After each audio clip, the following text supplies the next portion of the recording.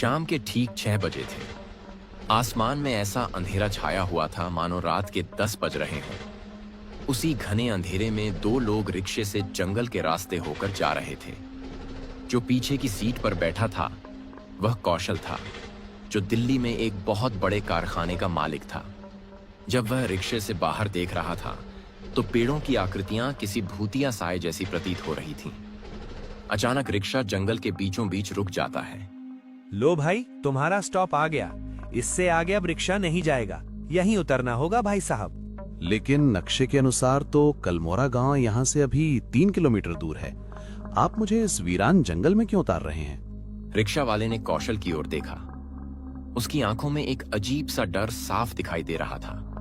भाई साहब, आप यहाँ नए लगते हो। कोई भी रिक्शा वाला या इंसान शाम के बाद कलमोरा गांव की सीमा पार नहीं करता। जो वो पुराना पीपल का पेड़ देख रहे हो, उसे पार करते ही कलमोरा गांव शुरू हो जाता है। मेरा रिक्शा उसके आगे नहीं जा सकता। तो क्या आप मुझे यहाँ से 3 किलोमीटर पैदल चलकर जाना होगा? वैसे आपको इतना डर क्यों लग रहा है? क्या यहाँ कोई डाकू वगैरह रहते हैं? अगर वहाँ डाकू होते तो हम बंदूक लेकर चले जाते, पर वहाँ वो है जिससे बंदूक भी नहीं लड़ सकती। कौशल को लगा कि यह रिक्शा वाला उसे डराने की कोशिश कर रहा है ताकि अधिक किराया मांग सके। उसने सोचा कि यह सब अंधविश्वास है, इसलिए उसने बहस करना ठीक नहीं समझा और वह रिक्शे से नीचे उतर गया। जैसे ही कौशल रिक्शे से उतरा, वैसे ही रिक्शा वाले ने तुरंत रिक्शा घुमाया और वहां से तेजी से निकल गया। ऐसा प्रतीत हो रहा था मानो वह किसी मौत के मुंह से भाग रहा हो। देखते ही देखते रिक्शा वाला उस जगह से गायब हो गया। अब उस डरावने जंगल में केवल कौशल अकेला था। उसके सामने घना जंगल और चारों ओर जानलेवा सन्नाटा था। जंगल में ठंड इतनी अधिक थी कि वह कौशल की हड्डियों तक उतरती जा रही थी। उसने इन सभी बातों को अनदेखा करते हुए आगे बढ़ना जारी रखा। रास्ता पथरीला और कांटों से भरा था और चारों ओर ऊंचे ऊंचे पेड़ खड़े थे। चलते चलते कौशल को ऐसा महसूस होने लगा मानो उसके पीछे भी कोई चल रहा हो और पत्तों की सरसराहट उसके कदमों से ताल मिला रही हो। कौशल खुद से ही बातें कर रहा था। ये सिर्फ हवा है। मैं दिल्ली की भीड़ भाड़ से आया हूँ, इसीलिए ये शांति मुझे अजीब लग रही है। कौशल अपने छोटे भाई को ढूंढने कलमोरा जा रहा था। उसका छोटा भाई प्रकाश, जो कलमोरा में सर्वे करने आया था।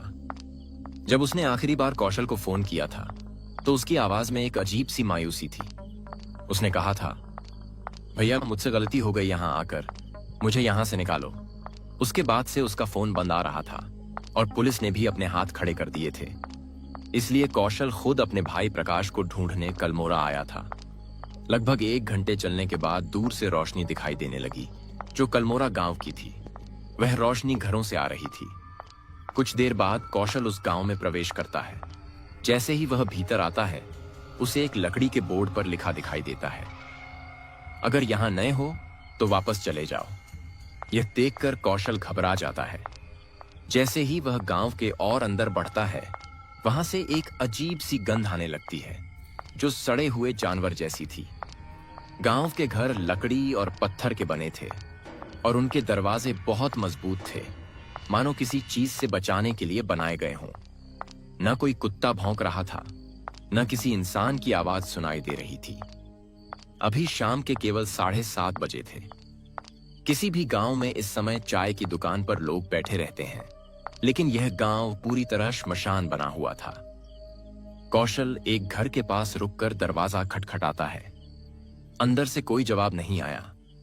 सुनिए, कोई है क्या घर में? मैं शहर से आया हूँ, मुझे इस गांव के सरपंच के घर जाना है।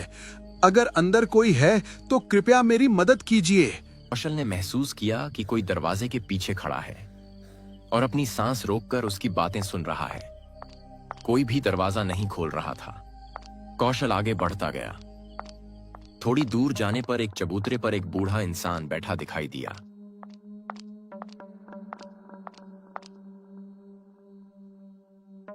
कौशल उसके पास गया और बोला, काका राम राम, मेरा नाम कौशल है। मैं शहर से आया हूँ। क्या मुझे यहाँ रुकने के लिए जगह मिल सकती है? वापस चले जाओ मुसाफिर, ये जगह इंसानों के लिए नहीं बनी है। मैं वापस नहीं जा सकता काका। मेरा छोटा भाई प्रकाश इस गांव में आया हुआ था, मुझे उसे ढूंढना है। जैसे ही कौशल ने अपने छोटे भाई प्रकाश का नाम लिया, वह बुजुर्ग अचानक खड़ा हो गया। उसने घबराकर कौशल से कहा, जो यहाँ इस गांव का सर्वे करने आया था वो क्या तुम्हारा भाई है? हाँ काका, वो मेरा छोटा भाई है। वो कहाँ है? क्या आप उसे जानते हो? उस बूढ़े ने चारों तरफ नजर दौड़ाई, मानो उसे इस बात का डर हो कि कहीं हवाएं उसकी बातें सुन तो नहीं रहीं। उसने कौशल को पास बुलाया और धीमी आवाज में फुसफुसाते हुए कहा, बेटा, तुम्हारा भाई उस जंगल के तालाब के पास गया था। मैंने उसे मना भी किया था। मैंने कहा था कि अमावस आने वाली है, उस तालाब के पास मत जाना, लेकिन उसने मेरी बात नहीं सुनी। उसने कहा कि उसे उस तालाब की कुछ पुरानी जानकारी लेनी है। अब वो उसी तालाब का शिकार हो गया। क्या मतलब काका? उस तालाब में मेरा भाई डूब गया? अगर डूब गया है तो पुलिस को क्यों नहीं बताया? पुलिस यहाँ नहीं आती है बेटा। वो डूबा नहीं, उस तालाब ने उसे अपने अंदर खींच लिया। उस तालाब में लोग डूबते नहीं, वो उन्हें सोख लेता है, इंसान की आत्मा और सब कुछ। कौशल को उसकी बातों पर विश्वास नहीं हुआ। उसे लगा यह बूढ़ा पागल है। काका, बस मुझे ये बता दीजिए कि वो तालाब कहाँ है। मैं खुद वहां जाकर देख लूंगा। बेटा, जंगल के पार पूरब दिशा में है, लेकिन आज रात मत जाना। आज रात हवा में नमी ज्यादा है। जब नमी बढ़ती है तो उस तालाब का पानी फैल जाता है। आज रात मेरे घर रुक जाओ, कल सुबह चले जाना। अगर सुबह तक जिंदा रहे तो। कौशल के पास कोई चारा नहीं था। रात घनी हो गई थी और जंगल में अकेले जाना बेवकूफी होती। वह बूढ़े के घर रुकने के लिए तैयार हो गया। उसी पल दोनों घर की ओर चलने लगे।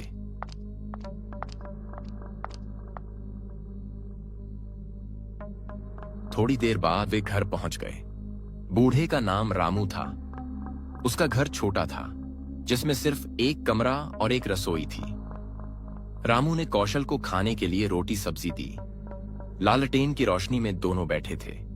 रामू चाचा, ये काले पानी का क्या किस्सा है? आखिर एक तालाब से पूरा गांव क्यों डरता है?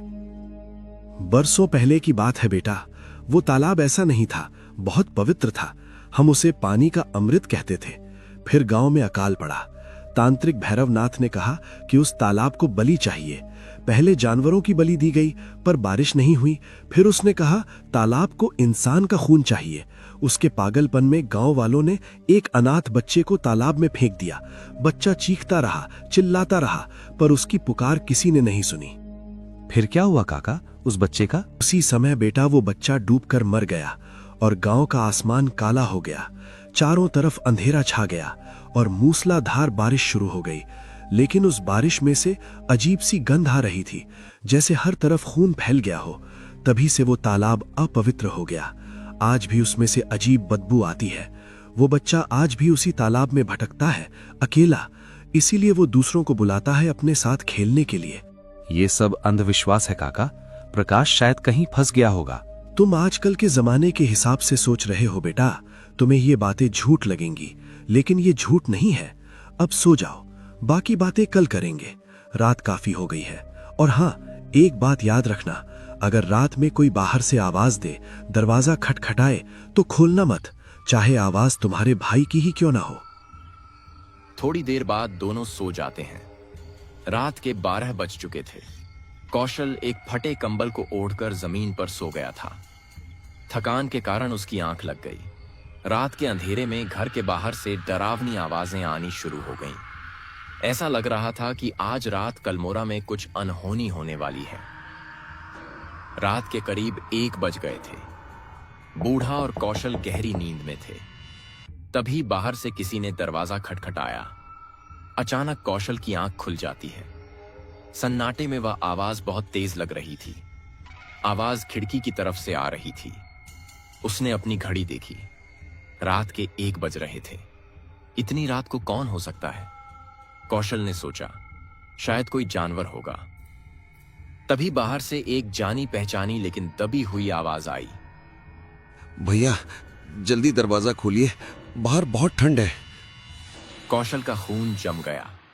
यह तो प्रकाश की आवाज थी, बिल्कुल वैसी ही जैसे वह बचपन में बाहर खेलकर आता था और दरवाजा खटखटाता था। कौशल तुरंत खड़ा हो गया और खिड़की के पास जाने लगा।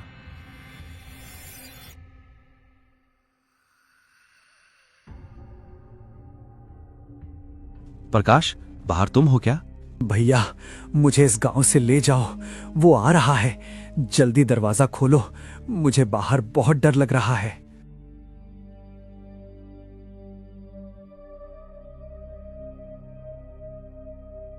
वह दरवाजा खोलने ही वाला था कि तभी रामू की चेतावनी उसे याद आ गई। अगर रात में कोई बाहर से आवाज दे, दरवाजा खटखटाए, तो खोलना मत, चाहे आवाज तुम्हारे भाई की ही क्यों ना हो। कौशल को कुछ समझ नहीं आ रहा था। बाहर उसका भाई ठंड से कांप रहा था। तभी कौशल ने बाहर खड़े अपने भाई से कहा, प्रकाश, तुम खिड़की के पास आओ और अपना चेहरा दिखाओ। कौशल ने खिड़की से बाहर झांकने की कोशिश की। बाहर घोर अंधेरा था। जैसे ही उसने उस अंधेरे में ध्यान से देखा, उसकी हलक से जान निकल गई, लेकिन आवाज मुंह में ही दब गई। बाहर प्रकाश खड़ा था, या कम से कम प्रकाश जैसा कुछ। उसके कपड़े वही थे जो उसने फोटो में पहने थे। उसका शरीर अजीब तरीके से फूला हुआ था, लेकिन सबसे भयानक उसका चेहरा था। उसकी आंखें नहीं थीं और उसके होंठ सिले हुए थे। फिर आवाज कौन निकाल रहा था? तभी कौशल ने देखा कि प्रकाश के पीछे एक लंबी परछाई खड़ी थी। उसी परछाई के पेट से आवाज आ रही थी, जो प्रकाश जैसी लग रही थी। अचानक खिड़की पर जोर जोर से अजीब अजीब आवाजें आने लगीं। बेटा, क्या हुआ? तुम इतने डरे हुए क्यों हो? क्या तुमने किसी को देखा है? काका, मेरा भाई प्रकाश बाहर है, पर वो मेरा भाई नहीं है, वो कुछ और है। तभी बूढ़े ने घर के अंदर से नींबू और लाल मिर्च लाकर खिड़की पर टांग दिया। उसी क्षण बाहर का शोर अचानक शांत हो गया, एकदम सन्नाटा। थोड़ी देर बाद खिड़की के बाहर से एक धीमी हंसी की आवाज सुनाई दी। कल मिलेंगे कौशल, मेरे तालाब का पानी प्यासा है, मैं जल्दी लौटूंगा। उसके बाद कदमों की आहट दूर जंगल की ओर जाती हुई सुनाई दी। कौशल पसीने से तरबतर हो गया था। वह समझ चुका था कि वह किसी साधारण गुमशुदगी के मामले को सुलझाने नहीं आया था। वह तो कलमोरा अपनी मौत को साथ लेकर आया है। काका, ये दोबारा आएगा? बेटा, वो उसी तालाब में डूबे बच्चे की परछाई थी। वो तुम्हें आजमाने आई थी। अब वो जान चुकी है कि तुम यहाँ अपने छोटे भाई प्रकाश को लेने आए हो। बेटा, तुम्हें अब सावधान रहना होगा।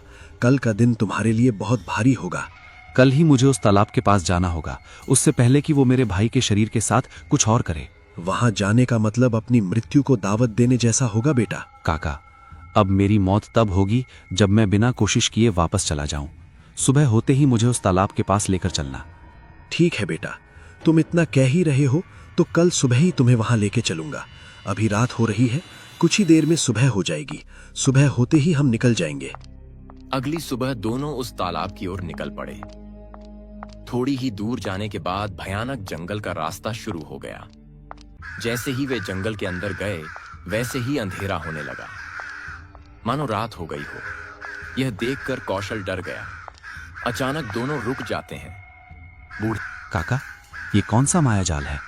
जंगल के बाहर दिन का उजाला है और जंगल में रात का अंधेरा। बेटा, ये रास्ता उसी तालाब की ओर जाता है। यहाँ दिन में भी रात जैसा अंधेरा हो जाता है। इसलिए बेटा रुकना मत, बस आगे बढ़ते रहो। ये इस जंगल का मायाजाल है, इस पर ध्यान मत दो और आगे बढ़ते रहो। दोनों आगे बढ़ते गए और जंगल से अजीब अजीब आवाजें आने लगीं। थोड़ी देर बाद वह तालाब दिखाई देने लगा।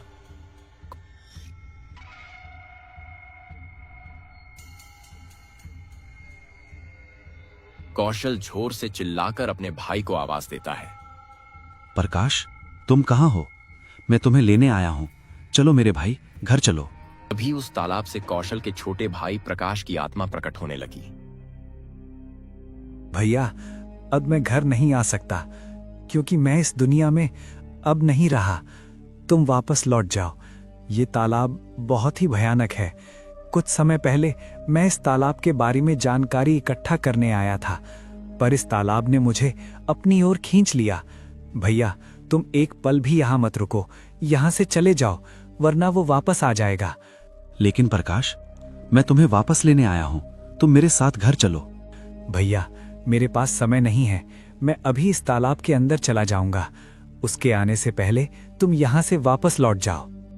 इतना कहते ही प्रकाश की आत्मा फिर से उस तालाब के अंदर समा गई। अपने भाई को दूर जाते देख कौशल रोने लगा, लेकिन उसके पास कोई उपाय नहीं था। बूढ़े ने कहा, बेटा, जो होना था सो हो चुका। अब तुम अपने गांव वापस लौट जाओ, क्योंकि अब तुम्हारा भाई तुम्हारे पास कभी वापस नहीं आ पाएगा। हमें यहां से जल्दी लौटना होगा, उसके आने से पहले। थोड़ी देर बाद दोनों वापस लौट जाते हैं। कुछ समय बाद अपने छोटे भाई को वापस लाए बिना ही कौशल गांव से लौटने लगता है। आखिरकार इतनी खोज के बाद भी उसका छोटा भाई वापस नहीं आ सका।